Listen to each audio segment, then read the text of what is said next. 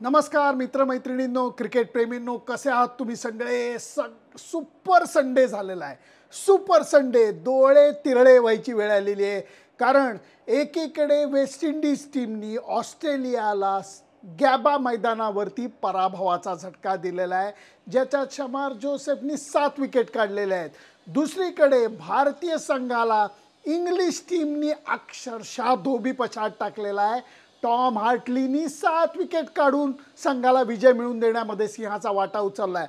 अर्थातच ओली पोपचं भलं मोठं शतक हे सुद्धा त्याला कारणीभूत होतं. आणि तिसरीकडे ही क्लिप करत असताना ऑस्ट्रेलियन ओपन मेन्सच्या अंतिम सामन्यामध्ये 2 सेट्स ऑलचा स्कोर झालेला आहे. सिनरनी मेडवेडेवला रोखण्याचा प्रयत्न केलेला आहे.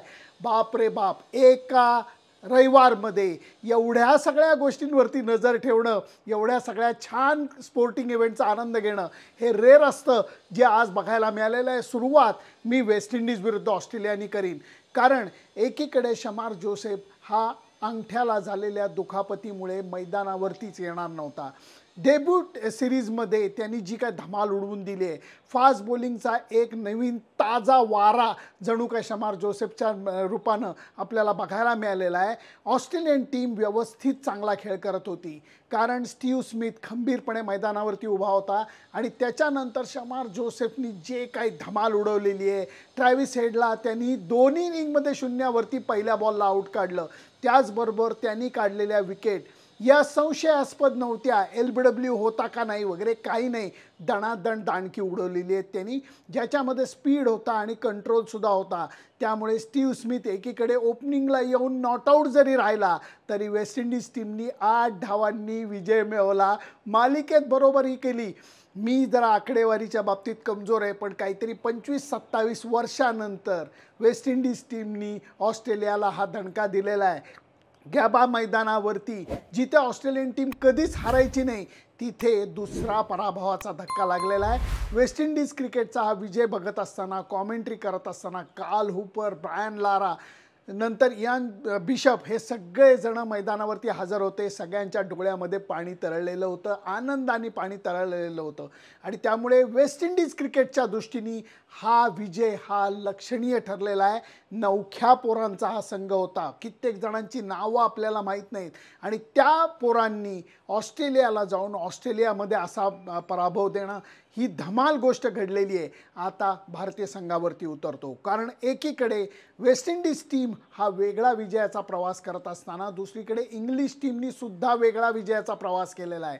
याच्यामध्ये ओली पोपनी त्याचं द्विशतक हुकलं, पण या विकेटवरती जिथे भले भले फलंदाज अक्षरशः नाचत होते, त्या विकेटवरती त्यांनी जी खेळी केली, ज्याचं वर्णन मी कालच्या मॅच रिपोर्टमध्ये सुद्धा केलं, ते त्यांनी अर्धवट सोडलं नाही. आज जवळपास त्यांनी 50 धावा जोडल्या, आणि जेव्हा इंग्लिश टीमची आघाडी 200 धावांच्या पुढं गेली, तेव्हाच भारतीय संघाच्या कपाळावरती आठ्यांचं जाळं पसरलेलं होतं.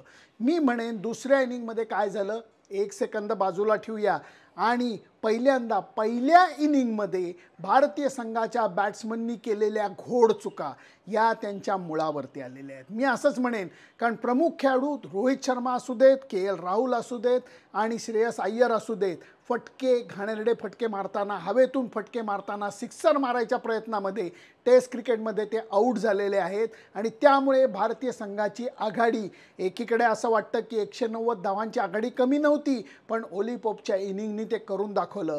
क्रिकेटमध्ये जेव्हा तुम्ही म्हणता काही प्रॉब्लेम नाही, आम्ही एकदम सुस्थितीत आहोत, त्यावेळेला क्रिकेट तुम्हाला एकदम गुगली टाकतं, हे मी कालसुद्धा म्हणलेलं होतं.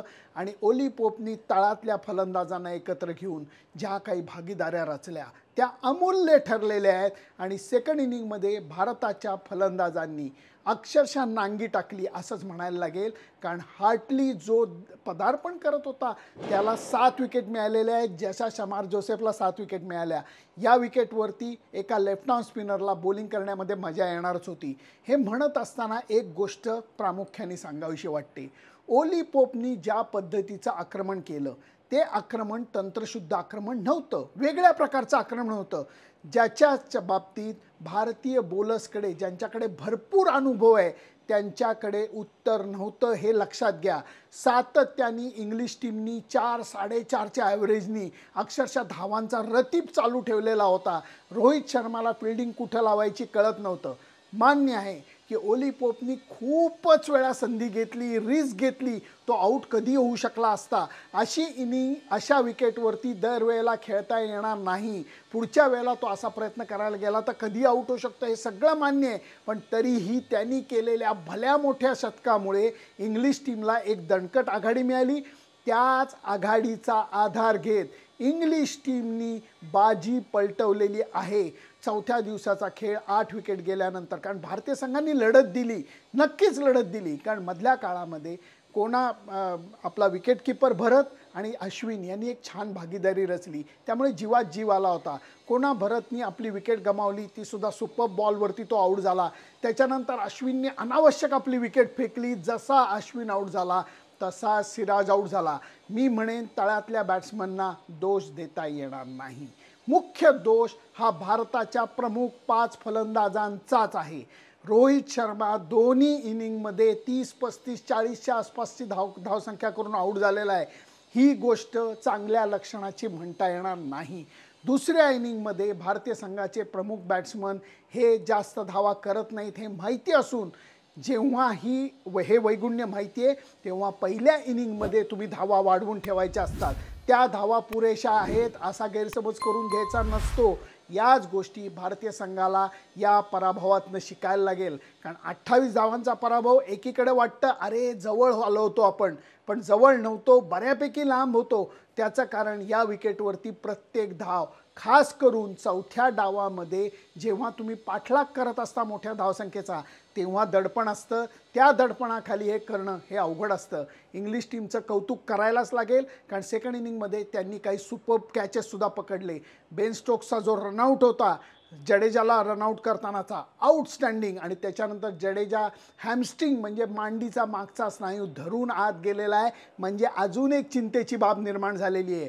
खूप जणांचं म्हणणं असं आहे की या विकेटवरती तुम्हाला या 3 स्पिनरनी नाही तर कुलदीप यादवनी खेळायला पाहिजे. मी या मताशी सहमत आहे, कारण मला वाटतं व्हरायटीची गरज आहे. आणि या व्हरायटीमध्ये जेव्हा समोरचे बॅट्समन तुमच्यावरती आक्रमण करणार आहेत, काही चित्रविचित्र फटके मारणार आहेत, या फटक्यांना उत्तर करण्याकरता तुमच्याकडे विविधता पाहिजे. अर्थातच हैदराबादची विकेट ही वळत होती, परंतु स्लो विकेट वळत होती. जेव्हा ही पांढऱ्या मातीची विकेट लाल मातीच्या विकेटमध्ये बदलली जाते तेव्हा बॉल वळतो, तो भस्कन वळतो आणि उडतो सुद्धा. त्यामुळे इंग्लिश टीमला सुद्धा दरवेळेला असे रिव्हर्स स्वीप आणि स्विचिटचे फटके मारणं जमेल की नाही ही मला लागलेली उत्सुकता आहे. परंतु पुढच्या गोष्टी बोलायला नको. आत्ताच्या क्षणी भारतीय संघाची जी वैगुण्य होती, भारतीय संघाच्या ज्या चुका होत्या त्या मी मांडण्याचा प्रयत्न केला. तुम्हाला काय अजून चुका वाटतात? माझ्या हातनं काही काही राहून जाऊ शकतात. तुमच्या मते अजून कुठल्या चुका भारतीय संघाने केल्या हे सुद्धा सांगा.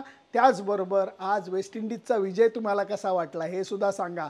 इंग्लिश टीमनी बाजी पलटवली, जी भारतीय संघावरती धोबी पछाड टाकला, त्याच्याबद्दल तुम्हाला काय वाटतं ते सांगा. आणि त्याचबरोबर मेडवाडेव 2-0 पुढे असताना सिनरनी 2 ऑलचा कमबॅक केला आहे, त्यामुळे त्याच्याकडे नजर तुमची आहे ना. त्यामुळे आता ही क्लिप थांबवतो, कारण मला ती मॅच शांतपणे बघायची आहे. तुमची मतं जरूर नोंदवा. फक्त त्याच्याकरता माझं Facebook page, Instagram channel, YouTube channel like, share आणि सबस्क्राईब करायला विसरू नका. ऑस्ट्रेलियन ओपन बघा, ऑस्ट्रेलियन ओपन काय धमाल फायनल चालली आहे, चुकवायची नाही आहे मला ही. Bye bye.